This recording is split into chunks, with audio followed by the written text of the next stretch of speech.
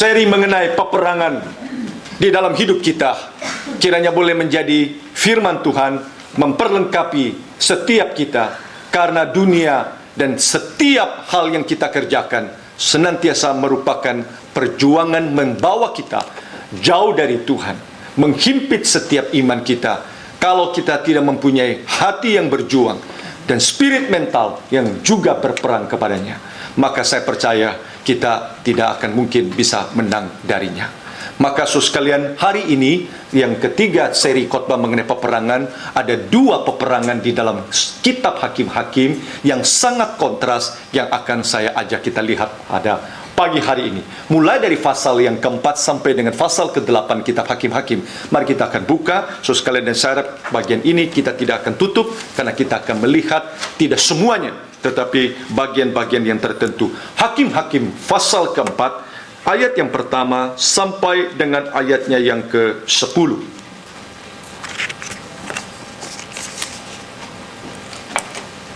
Ya, peperangan Deborah dan Barak, peperangan Gideon.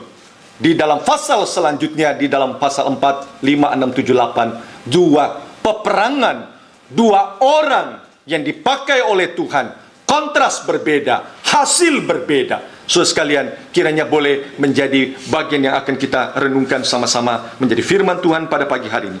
Hakim-Hakim pasal 4 ayat 1 sampai dengan 10, saya baca untuk kita semuanya. Setelah Ehud mati, orang Israel melakukan apa yang jahat di mata Tuhan. Lalu Tuhan menyerahkan mereka ke dalam tangan Yebin, raja Kanaan, yang memerintah di Hazor. Panglima tentaranya ia Sisera, yang diam di Haroset Hagoyim. Lalu orang Israel berseru kepada Tuhan, sebab Sisera mempunyai 900 kereta besi dan 20 tahun lamanya ia menindas orang Israel dengan keras. Pada waktu itu Deborah, seorang Nabiya, istri Lapidot, memerintah sebagai hakim atas orang Israel. Ia biasa duduk di bawah pohon korma Deborah di antara Ramah dan Betel di pegunungan Efraim, dan orang Israel menghadap dia untuk berhakim kepadanya. Ia menyuruh memanggil Barak bin Abinoam dari Kadesi di daerah Naftali, lalu berkata kepadanya, bukankah Tuhan Allah Israel memerintahkan demikian? Majulah, bergeraklah menuju Gunung Tabor dengan membawa 10.000 orang Bani Naftali dan Bani Sebulon bersama-sama dengan kau. Dan aku akan menggerakkan Sisera, panglima tentara Yabin, dengan kereta-keretanya dan pasukan-pasukannya menuju engkau di sungai Kison. Dan aku akan menyerahkan dia ke dalam tanganmu. Jawab Barak kepada Deborah, jika engkau turut maju, aku pun maju. Tetapi jika engkau tidak turut maju, aku pun tidak maju. Kata Deborah, baik, aku turut. Hanya engkau tidak akan mendapat kehormatan dalam perjalanan yang engkau lakukan ini, sebab Tuhan akan menyerahkan Sisera ke dalam tangan seorang perempuan. Lalu Deborah bangun, berdiri, dan pergi bersama-sama dengan Barak ke Kadesi. Barak mengerahkan suku Sebulon dan suku Naftali ke Kadesi. Maka 10.000 orang maju mengikuti dia. Juga Deborah maju bersama-sama dengan dia. Mari kita kontraskan dengan panggilan Tuhan kepada Gideon. Kita akan buka pasal yang ke-6 Hakim-Hakim.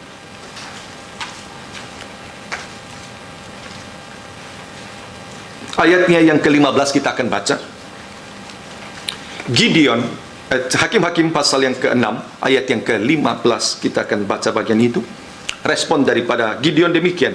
Tetapi jawabnya kepadanya, ah Tuhanku, dengan apakah akan kuselamatkan orang Israel? Ketahuilah kaumku adalah yang paling kecil di antara suku Manasye, dan aku pun seorang yang paling muda di antara kaum keluargaku. Pasal ke-8, saudara sekalian, Hakim-Hakim. Pasal ke-8 Hakim-Hakim.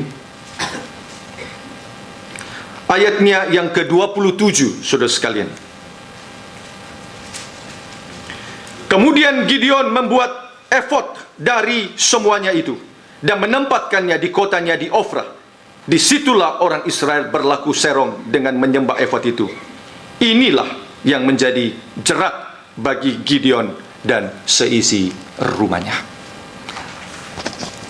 Saudara sekalian, pendeta Francis Schaeffer, seorang teolog reform yang mendirikan La Abri Organization, melayani khusus bagi orang-orang Kristen yang mengalami kesulitan intelektual untuk menghadapi tantangan serangan daripada dunia ini, khususnya serangan daripada ateisme dan modernisasi. Dia mendirikan La Abri di satu pegunungan di Swiss, dan di situ tempat orang boleh datang, orang boleh berdebat dengan dia, orang boleh berdiskusi dengan satu tujuan. Anak-anak muda ini, kaum intelektual orang Kristen ini, bukan hanya menikmati kepuasan mendapatkan pelajaran di La Abri, tapi mereka boleh pulang lebih efektif di dalam setiap bidang studi, di mana saja mereka pergi, boleh melayani Tuhan. Nah, saudara sekalian, pendeta Francis Schaeffer adalah seorang hamba Tuhan yang sangat penting dan baik sekali seperti itu. Dan beberapa buku-bukunya ditulis, salah satunya adalah God is There and He is Not Silent. Itu adalah beberapa buku-buku yang penting daripada pendeta Francis Schaeffer. Saya ingin mengutip ucapan dia demikian. Dunia ini begitu keras, dan kita tidak mungkin berhasil, dan tidak akan mungkin bisa menghadapinya tanpa dengan kuasa Tuhan. Dan setiap anak Tuhan yang mau mengerjakan pekerjaan Tuhan tidak akan pernah mungkin berhasil jikalau mereka tidak mengerjakannya dengan cara Tuhan. Nah, itu adalah artikel yang saya kutip dari judul artikel yang ditulis oleh Bapak Pendeta Francis Schaeffer, melakukan pekerjaan Tuhan dengan cara Tuhan. Saudara sekalian, kita boleh mengerjakan pekerjaan sehari-hari. Kita bergumul dengan pekerjaan kita. Kita bergumul dengan membesarkan anak kita. Kita bergumul dengan cita-cita kita. Kita menghadapi relasi di dalam kantor, di mana saja. Kita juga bergumul bagaimana mempertumbuhkan hidup keluarga kita. Relasi yang indah antara suami istri. Di dalam pelayanan gerejawi, kita bergumul bagaimana kita melayani Tuhan dengan indah, dengan lebih baik. Apapun pekerjaan yang kita kerjakan, jangan hanya berpikir mengerjakan pekerjaan gerejawi, baru kita mengerjakan dengan cara Tuhan. Mengerjakan pekerjaan kita di dalam dunia ini, kita hanya baru bisa survive jikalau kita mengerjakan dengan cara bagaimana dunia pakai. Jawabannya tidak, saudara sekali. Kita tidak boleh memisahkan antara wilayah yang sacred dan wilayah yang sekuler di dalam hidup ini.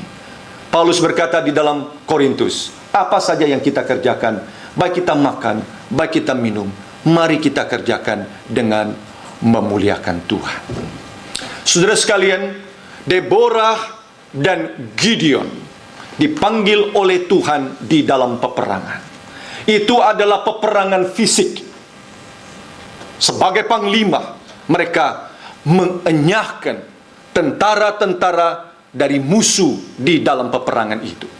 Tetapi sekalipun peperangan ini adalah peperangan fisik, umat Israel di dalam peperangan ini senantiasa diingatkan oleh Tuhan, di balik daripada kemenangan peperangan daripada Deborah Barak ataupun peperangan daripada Gideon, mereka tidak boleh mengabaikan tangan kekuatan Tuhan dan kuasa Tuhan di belakang daripada semuanya itu. Sekalipun Barak punya tentara yang banyak dan Tuhan pakai dia di dalam peperangan, tetapi Tuhan tetap ingatkan dia, the honor and the glory di balik daripada semua itu harus kembali kepada Tuhan. Saudara sekalian, Bapak Pendeta John Piper berkata, setiap kita hidup, mari kita itu memagnify Allah di dalam hidup ini, memuliakan dia dan membesarkan dia senantiasa. Dan saya harap tahun ini, saudara sekalian, apapun yang kita capai di dalam pekerjaan kita, apapun yang saudara alami di dalam pergumulan ini, kita mengalami peperangan-peperangan rohani. Dan saya rindu di dalam setiap semua itu, kita makin less dan Tuhan makin besar di dalam hidup ini. Kita makin di tengah setiap kesuksesan kita merendahkan diri, dan Allah itu makin diagung dan dimuliakan. Pendeta John Piper mengatakan, memagnify Tuhan itu bisa diberi contoh dengan menggunakan dua alat yang diciptakan oleh manusia. Pertama, teleskop. Kedua, mikroskop. Dua alat yang kita ciptakan itu mempunyai fungsi memagnify berapa kali lipat. Mikroskop mempunyai fungsi itu memagnify barang yang kecil, ya, amuba yang tidak dilihat oleh mata kita, dimagnify 1000 kali, berapa kali besar oleh oleh mikroskop, sehingga yang kecil itu menjadi besar. Tetapi teleskop berbeda. Teleskop diciptakan oleh orang sehingga apa yang tidak dilihat oleh mata kita, kita pikir di alam semesta ini hanya kita, hanya hidup kita, ada kesulitan kita, ada pergumulan kita. Tapi dengan teleskop barulah kita sadar betapa besar dunia ini. Dan semakin kita lihat besarnya dunia ini, semakin seharusnya kita kagum dan magnify Tuhan. Tuhan yang ciptakan ini pasti jauh lebih agung dan jauh lebih mulia. Teleskop menyadarkan kita yang tidak dilihat oleh mata kita tidak berarti dia tidak ada.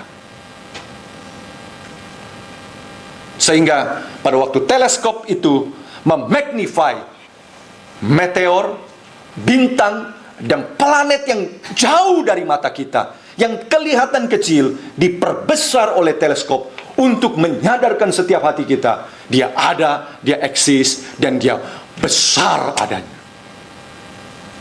Memagnify Tuhan senantiasa harus seperti itu dalam hidup kita. Tuhan tidak perlu dibesarkan sebab dia sudah besar. Tapi teleskop senantiasa menjadi satu peringatan kepada kita. Dia harus diagungkan dan dimuliakan sebab dia besar adanya. Dan kita itu kecil adanya. Dan jangan sampai mikroskop kita terus pakai dalam hidup ini membuat kita memagnify sesuatu yang sebenarnya sederhana dan kecil adanya. Peperangan dengan Goliat adalah satu peperangan yang kita jelaskan sama-sama di dalam khotbah 2 minggu lalu. Adalah peperangan yang kita hadapi di luar hidup kita. Kita bisa kecewa, kita bisa takut pada waktu hambatan yang kita alami, gunung yang tinggi besar seperti Goliat. Sebelum kita daki, kita sudah takut terlebih dahulu. Tetapi pada waktu kita jalani, kita ikuti, kita lalui, barulah kita sadar raksasa Goliat yang besar itu tidaklah sebesar dan seraksasa yang kita duga adanya. Peperangan daripada Yusuf berbeda luar biasa. Yusuf menghadapi godaan, temptation daripada istri Potifar. Saudaraku sekalian, kita hidup di dalam zaman yang penuh dengan informasi. Kita tidak perlu pergi mencari perlawanan, godaan, temptation yang ada. Godaan dan temptation akan bisa datang. Dan dia bisa datang di depan screen komputer kita. Dia juga bisa datang di dalam smartphone yang ada. Sehingga dengan kata lain, apa yang dikatakan oleh Rasul Petrus harus senantiasa warning kepada kita. Tidak ada detik aspek dalam hidup kita, kita tidak boleh melepaskan spirit dan semangat. Kita terus mengalami peperangan rohani. Tidak ada habis-habis. Setan itu seperti singa yang mengaum-mengaum, yang terus-menerus mencari orang yang mau ditelan olehnya.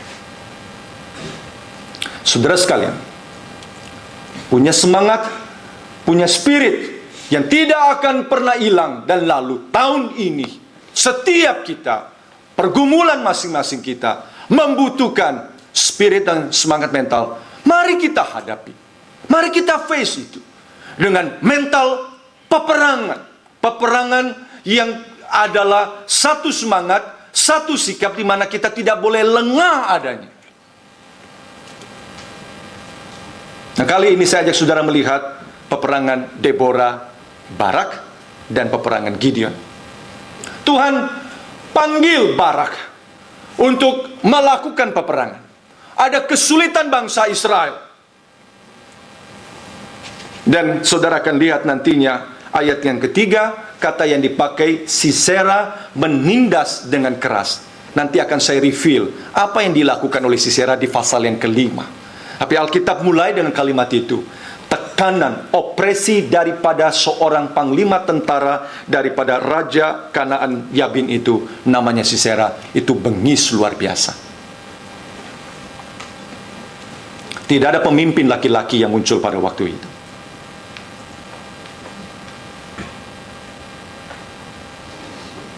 Yang ada adalah Deborah, perempuan.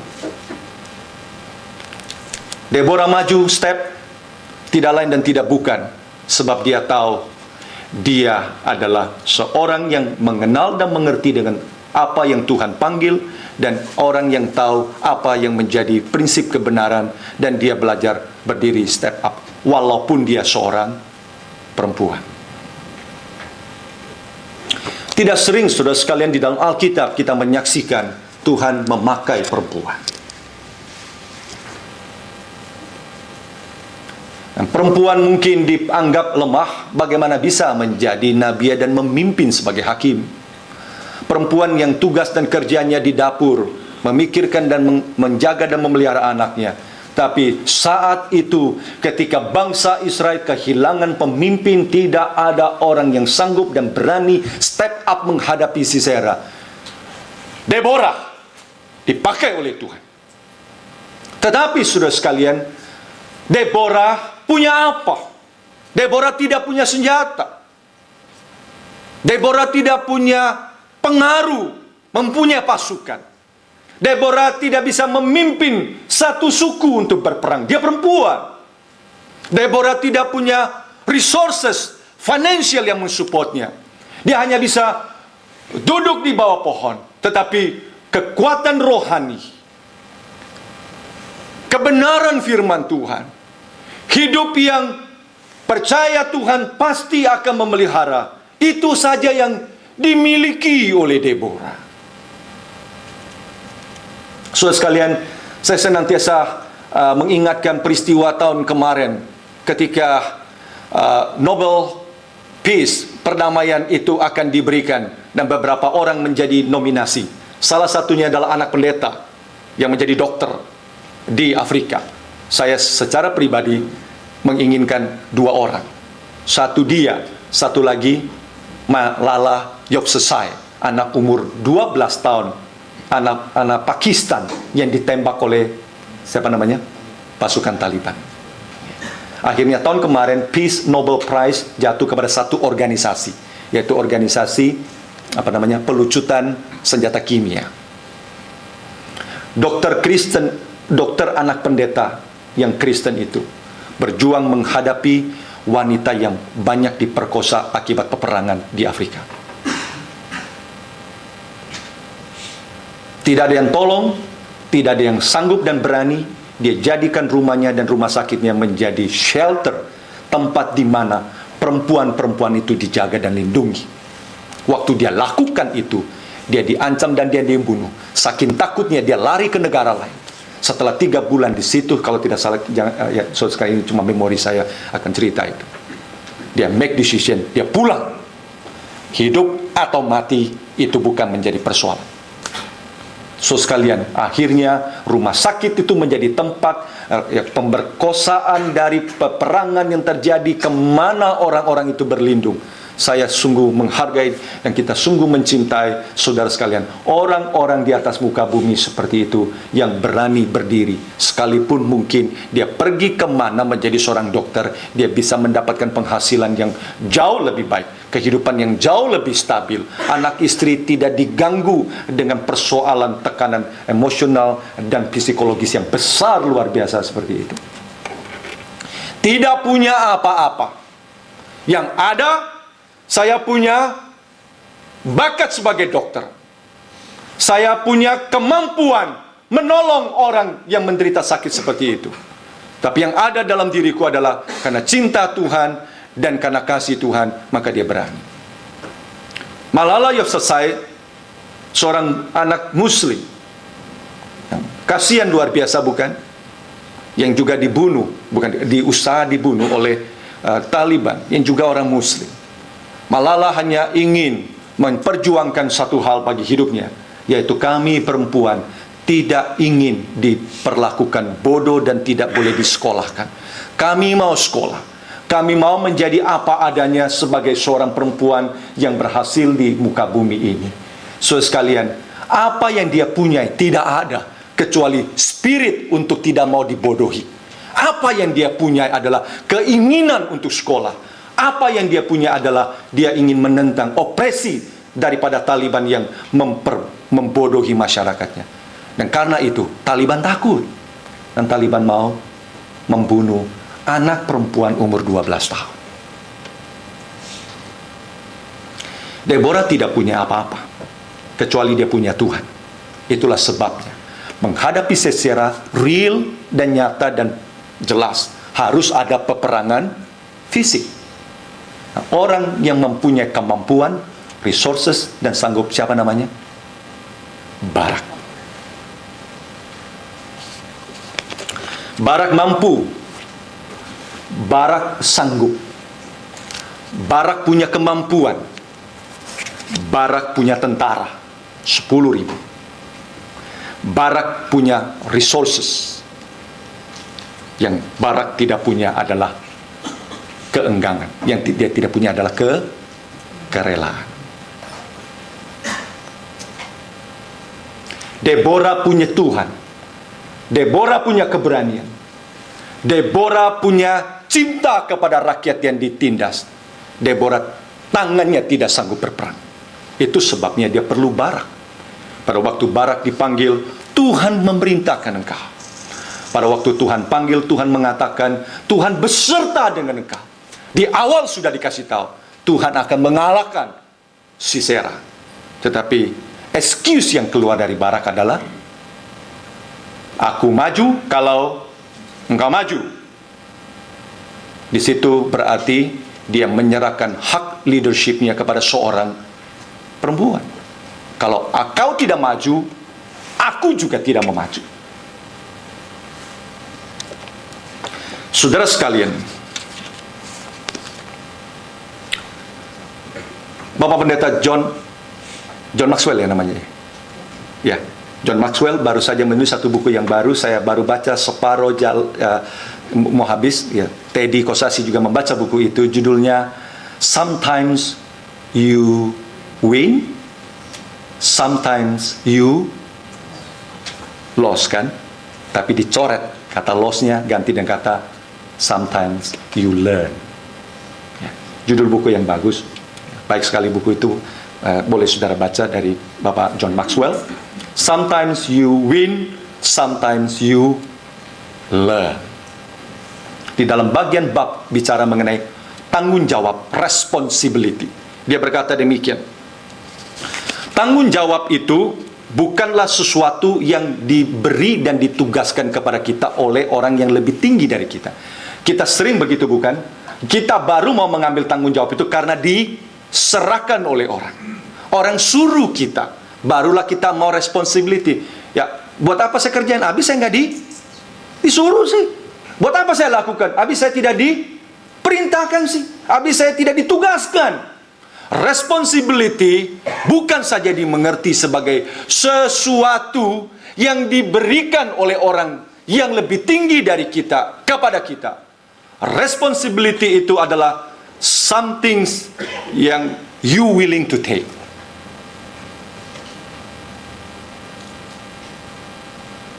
Tidak perlu diminta, tidak perlu disuruh, bukan karena ditugaskan.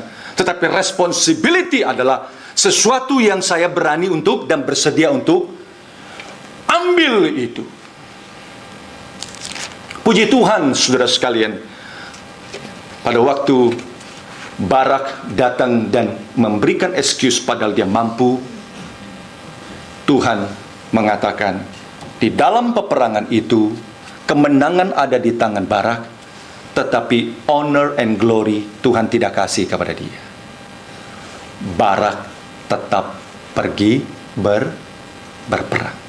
Tetapi excuse yang dia berikan pertama kali membuat dia kehilangan hormat dan mulia itu. Ya, bahwa peperangan itu walaupun dia usaha, dia lakukan, tapi Tuhan mengatakan pada awalnya you sanggup dan you mampu dan you excuse di situ. So sekalian, tahun ini Saya minta setiap kita pada waktu kita berdoa dan berdiri di hadapan Tuhan, kita juga boleh mengatakan kalimat yang sama ini. Tuhan, I want to take that responsibility and I'm willing to take. Mari kita pulang masing-masing. Di dalam tangan kita, saya percaya Tuhan mengatakan ada banyak hal yang Tuhan beri dan kasih. Kita sanggup, kita mampu, kita punya, kita bisa. Yang perlu adalah, punyakah kita kerelaan itu? Mari kita baca Hakim-Hakim pasal ke-5, ayat yang ke-9.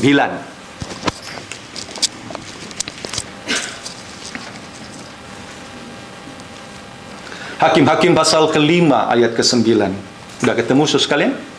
Kita baca bagian ini. 1, 2, ya. Hatiku tertuju kepada para panglima Israel, kepada mereka yang menawarkan dirinya dengan sukarela di antara bangsa itu. Pujilah Tuhan. Awalnya Barak tidak sukarela. Yuk pergi, saya ikut. Siapa yang jadi pemimpin? Dia panglima kok. Yuk tidak pergi Deborah. Aku tidak pergi. Deborah keluarkan kalimat, ya, aku pergi. Saudara sekalian, siapa di antara kita yang maju ke tempat mengalami kesulitan bawa istri? Bawa perempuan? Ayo angkat tangan. Ada? Nggak ada. Kita bilang apa? Pulang rumah, betul betul. Ini terbalik loh. Barak bawa perempuan ke medan perang. So, saudara perhatikan itu sebabnya kalimat ini menjadi indah. Deborah bilang, aku pergi. Tetapi kehormatan di dalam peperangan itu Tuhan tidak serahkan kepada dia. Tuhan serahkan kepada perempuan. Kecewakah Barak? Puji Tuhan tidak. Maka di dalam pujian kemenangan dia keluarkan kalimat ini. Terpujilah panglima Israel, terpujilah Tuhan karena semua mereka yang ada pergi dengan sukarela. Hati itu yang menjadi indah. Ada kemampuan, kesanggupan, ada resources menjadikan Barak rela dan mau dan mampu dan sanggup lakukan dan kerjakan itu. Gampang tidak gampang saudara sekalian. Kalau hitung-hitung peperangan tidak mudah mereka menang. Sebab dikatakan tentara daripada Sisera bukan saja punya pasukan tentara, dikatakan punya 900 kereta. Pakai bahasa kita sekarang itu tank sama pasukan darat. Sedangkan Barak punya pasukan darat cuma 10.000. 900 pasukan berkuda itu yang apa namanya? Kalau saudara yang apa namanya, rodanya itu ada geriginya seperti itu. Saudara bisa bayangkan 900 lawan 10.000 berarti satu kereta ngelawan 10-11. Gampang sekali kalah sebenarnya. Willingness to take that responsibility, that's matter di dalam bagian ini. Sebaliknya, kontras dengan Gideon. Dua-dua sama. Barak juga tidak mau, tetapi akhirnya rela dan mau. Gideon juga excuse, tetapi Gideon excuse bukan karena dia bisa, bukan karena dia mampu. Gideon sendiri bilang, sukuku kecil luar biasa, aku orang muda. Ada hati mau, tapi kadang-kadang mungkin ketakutan, sanggupkah, mampukah, bisakah, sebab masih muda. Tidak sanggup bisa mengerahkan pasukan. Nah, kalau kita baca cerita Gideon seperti itu bukan? Terbalik lagi. Tapi lain dengan Barak yang sanggup dan mampu, beda dengan Gideon, saudara sekalian. Tuhan perlu memberikan kekuatan kepada anak muda ini. Allah menyertai, ada pemimpin, Allah memelihara engkau. Walaupun mungkin engkau kecil, masih muda dan tidak sanggup, saudara sekalian. Tetapi pada waktu mereka mengambil tanggung jawab itu, kita percaya dan kita melihat ya, Tuhan bisa bekerja melebihi kemampuan dan kekuatan daripada orang-orang seperti itu. Tahun ini, saudara sekalian, mungkin engkau ingin berencana buka satu usaha. Saudara tahun ini ingin melakukan banyak hal. Saudara juga hitung-hitung. Saudara rasa resources yang ada, saudara kecil dan tidak mampu. Mari saudara sekalian, kita juga belajar bersandar kepada Tuhan yang mampu dan kuat bagi engkau dan saya. Amin.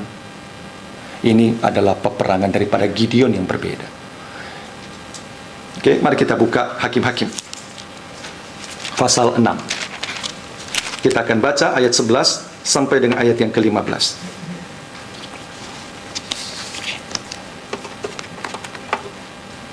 Hakim-Hakim pasal yang ke-6 ayat 11 sampai dengan 15. Kemudian datanglah malaikat Tuhan dan duduk di bawah pohon terbanting di Ofra, kepunyaan Yoas orang Abiezer itu. Sedang Gideon anaknya menghirik gandum dalam tempat pemerasan anggur agar tersembunyi bagi orang Midian. Saudara bisa lihat anak muda ini dengan spirit seperti itu. Malaikat Tuhan menampakkan diri kepadanya dan berfirman kepadanya, demikian Tuhan menyertai engkau, ya pahlawan yang gagah berani. Ya, Tuhan memberikan kemampuan dan potensi melampaui apa yang dilihat oleh Gideon dalam hidupnya. Jawab Gideon kepadanya, Tuanku, jika Tuhan menyertai kami, mengapa semuanya ini menimpa kami? Di manakah segala perbuatan-perbuatannya yang ajaib yang diceritakan oleh nenek moyang kami kepada kami? Ketika mereka berkata, bukankah Tuhan telah menuntun kita keluar dari Mesir? Tetapi sekarang Tuhan membuang kami dan menyerahkan kami ke dalam cengkraman orang Midian. Lalu berpalinglah Tuhan kepadanya dan berfirman, pergilah dengan kekuatanmu itu, selamatkanlah orang Israel dari cengkeraman orang Midian. Bukankah aku mengutus engkau? Tetapi jawabnya kepadanya, Tuhan, dengan apakah akan kuselamatkan orang Israel? Ketahuilah, kaumku adalah yang paling kecil di antara suku Manase, dan aku pun seorang yang paling muda di antara kaum keluargaku. Gideon, excuse, yes. Enggan, iya. Dan dinyatakan dengan spiritnya, sembunyi-sembunyi. Tetapi Tuhan datang dan mengatakan, engkau pahlawan yang gagah perkasa. Sudah sekalian, kenapa Gideon excuse? Oleh sebab dia melihat situasi dan dia merasakan situasi itu tidak mampu, situasi itu tidak sanggup diperbaiki lagi.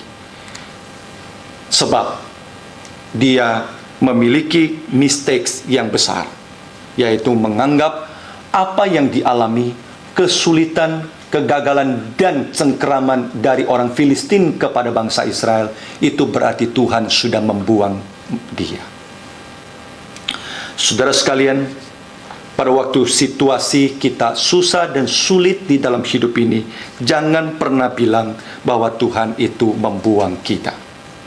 Kita selalu harus melihat di dalam segala hal Tuhan bekerja mendatangkan kebaikan bagi orang-orang yang bersandar kepadanya.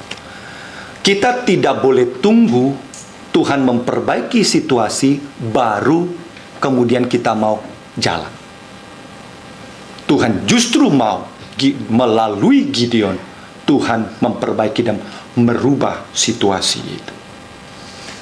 Troubles and problem tidak dengan sendirinya akan solve dari hidup kita.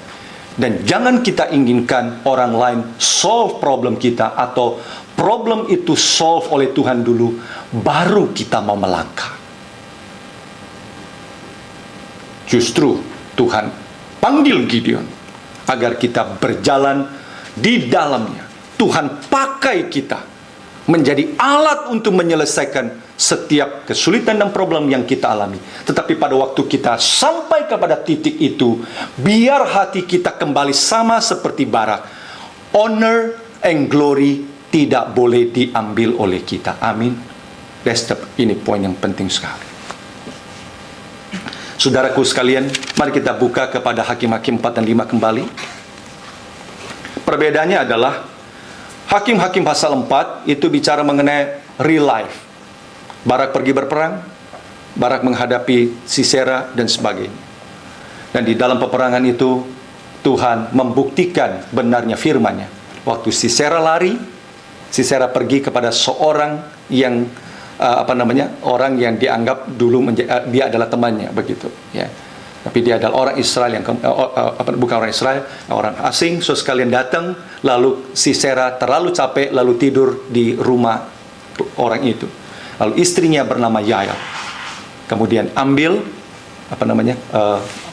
pasak besi yang panjang, lalu si Sisera tidur, taruh di sini ya, lalu dipantek. Wah, itu luar biasa. Ya. Pas, langsung mati. Di dalam Hakim-Hakim 4 cerita seperti itu. Ya. Tuhan di belakang. Nama Tuhan tidak terlalu banyak disebutkan, tapi Tuhan memakai setiap cara dan kemungkinan seperti itu untuk menggenapkan maksud dan rencana Dia bagaimana menjaga dan memelihara umat Tuhan yang ditindas. Lalu kemudian Hakim-Hakim pasal 5 unik sekali. Itu adalah pujian yang dikeluarkan oleh Deborah dan Barak. Kalau saudara baca seterusnya, saudara tidak akan menemukan terlalu banyak nama Deborah dan Barak yang keluar di situ. Tetapi nama Tuhan keluar, terpujilah Dia. Dalam hidup kita sehari-hari, saudara sekalian, kadang-kadang kita tidak lihat secara real dan nyata tangan Tuhan di depan itu menuntun dan memelihara kita. Tangan itu selalu ada di belakang, menyertai memelihara kita secara tersembunyi. Lewat jeripaya kita, lewat usaha kita, lewat keberanian kita, lewat kemampuan kita. Tetapi setelah itu selesai dan sampai, kita tidak boleh melupakan Hakim-Hakim 5. Itu adalah pujian dan doksologi. Kemuliaan nama Tuhan harus ditinggikan dalam hidup ini.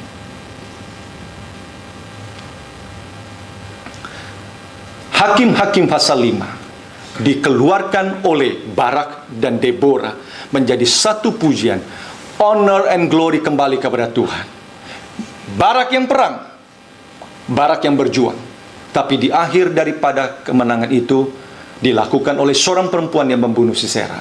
Tapi bagi Barak, bagi Deborah, tidak lain dan tidak bukan, semua itu hormat dan kemuliaan bagi nama Tuhan. Baca kembali, saudara akan menemukan keindahan itu. Saudara, mari kita lihat Hakim-Hakim pasal 5. Ya. Dan di ayat yang ke-30 memberitahukan kepada kita kekejaman daripada Sisera. Hakim-Hakim pasal ke-5. Ayat yang ke-30. Hakim-Hakim pasal 5 ayat 30. Bukankah mereka mendapat jarahan dan membagi-baginya? Yang dibagi-bagi apa? Gadis seorang berapa? 2 untuk setiap orang. Jarahan kan, ya oke, nggak usah yang itu aja. Yang itu saja saya mau tekankan. Itulah Sisera. Ya. Belasan tahun, puluhan tahun, Hakim-Hakim 4 keluarkan kalimat, Sisera menindas dengan keras bangsa Israel.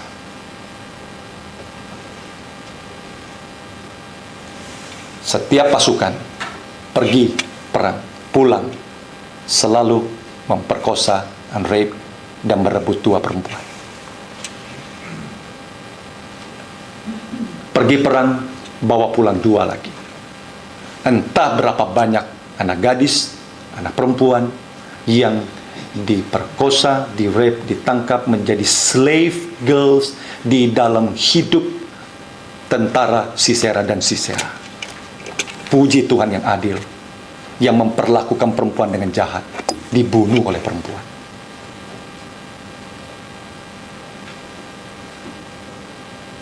Kita tidak tahu apa kekejaman, ayat itu hanya bilang.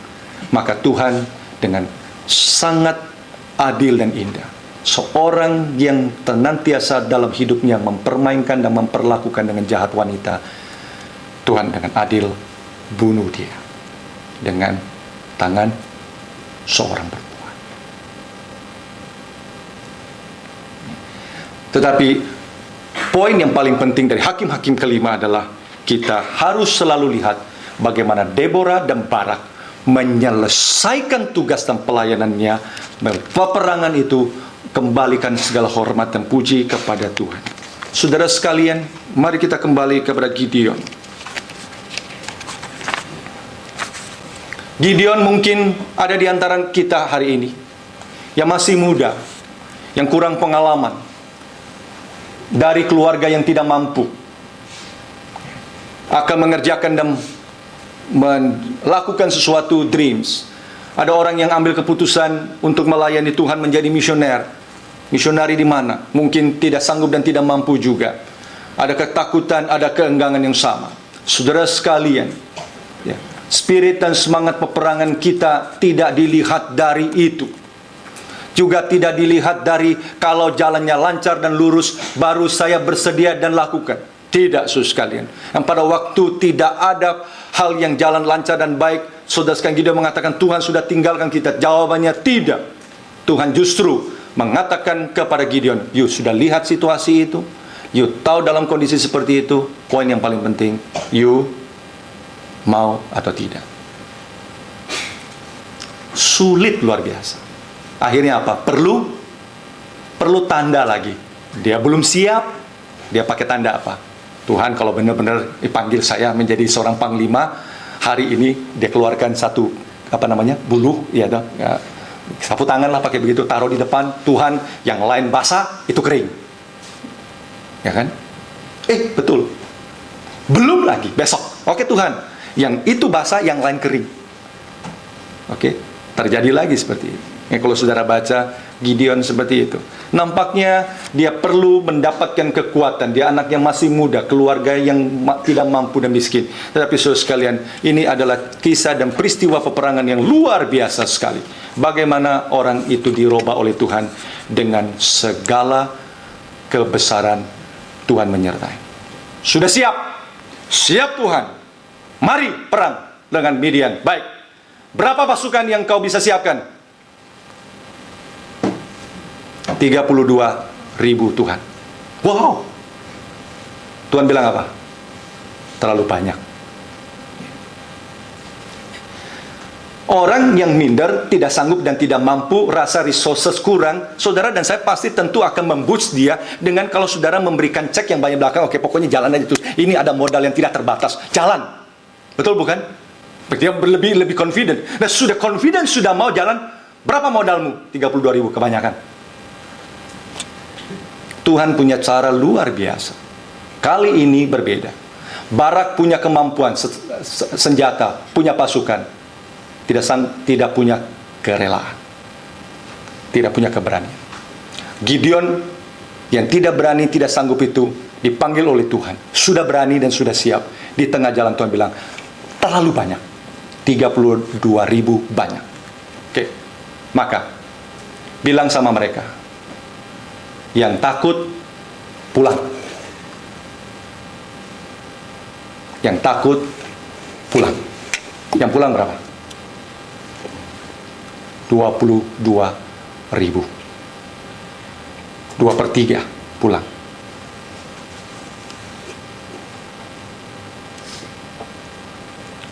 Saudara sekalian, itu pemisahan yang penting.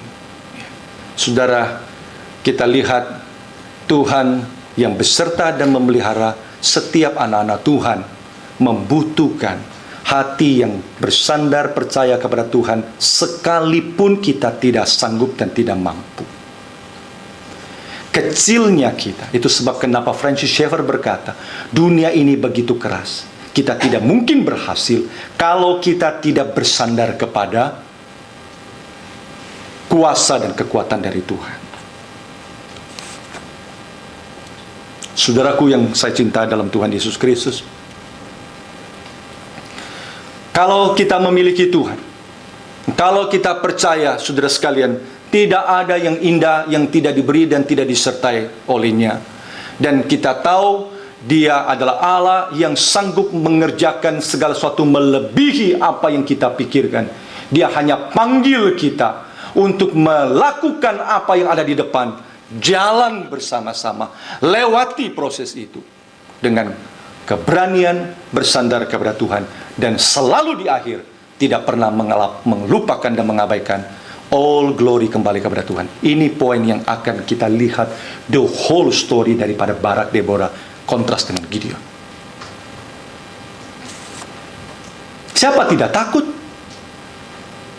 Saudara kalau baca undang-undang peraturan peperangan yang dicatat di dalam Ulangan, saudara juga akan kaget luar biasa. Karena Tuhan bilang peraturan begini, yang takut tidak usah pergi perang. Ya siapa? Ya udah selesai itu.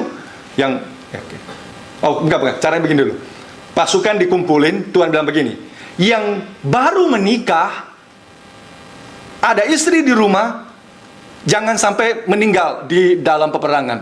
Oke, boleh pulang. Ngedumel lah yang sudah nikah lebih dari 5 tahun. Kurang ajar itu, dia baru kawin deh. Nah, ada yang bisa pakai aturan ini dengan bolong kan. Oh, besok bulan depan perang, cepet-cepet kawin. Ada excuse. Pak baru nikah, ayo dia pulang. Oke. Yang baru punya kebun, belum memakan hasil kebunnya, boleh pulang. Siapa yang tidak pulang? Yang pulang apa? Yang kaya semua kan? Sebab sanggup beli kebun anggur. Sesudah itu boleh berhenti? Tidak. Terakhir, kalau saudara baca undang-undang peperangan yang dicatat Alkitab, kita aneh kadang-kadang, bing ajaib. Yang takut pulang. Ayo, berani begitu? Ya panglima nggak ada mau begitu. Ya kan, kita pengen makin banyak gitu. Takut pun, ayo jangan takut. Begitu kan, lompat. Ya, harus lompat itu pakai. Ya. Oke. Malah yang pengecut balik tembakin. Yang takut boleh pulang. Semua takut. Semua kalau begitu pulang. Saudara sekalian, terlalu banyak. 32.000 yang takut pulang. Wah, itu adalah alasan yang luar biasa. 30.000, 22.000 pulang. Tinggal 10.000. 10.000 Tuhan juga bilang masih banyak. Suruh minum, lalu cara yang minum dengan seruput dan cara minum dengan tangan. Yang cara minum dengan tangan cuma 300 orang. Tuhan bilang, yang cara minum seperti itu yang tinggal, selebihnya pulang. 32.000 tinggal 300 berapa persen? 1%. Kenapa? Supaya nanti di akhirnya kita tahu. Coba buka Hakim-Hakim pasal 7 ini.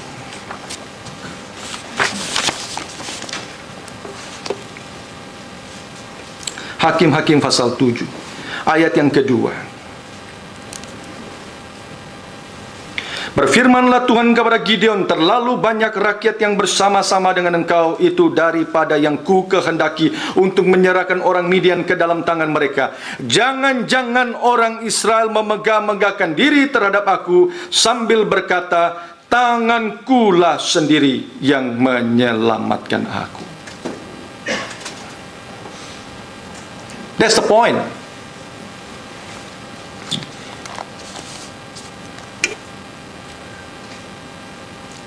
Pada waktu kita tidak kuat, tidak sanggup dan tidak mampu, terlalu sering dan terlalu gampang dan terlalu mudah kita berteriak, kita berseru, bersandar kepada kekuatan Tuhan.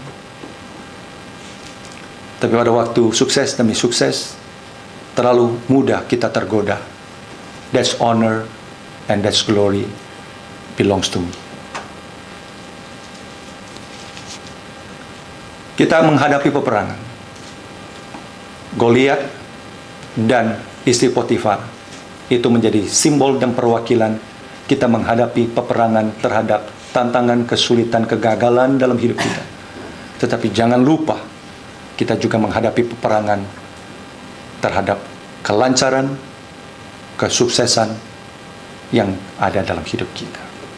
Saudara sekalian, pagi hari ini saya berhenti sampai di sini. Minggu depan saya akan jelaskan dan gali kembali mengenai peperangan daripada Gideon. Di pagi hari ini saudara sekalian, saya minta melalui firman Tuhan ini, setiap pekerjaan keluarga kita, usaha kita, jangan kita bersandar kepada kekuatan diri. Serahkan kepada Tuhan dan bersandar kepada Dia.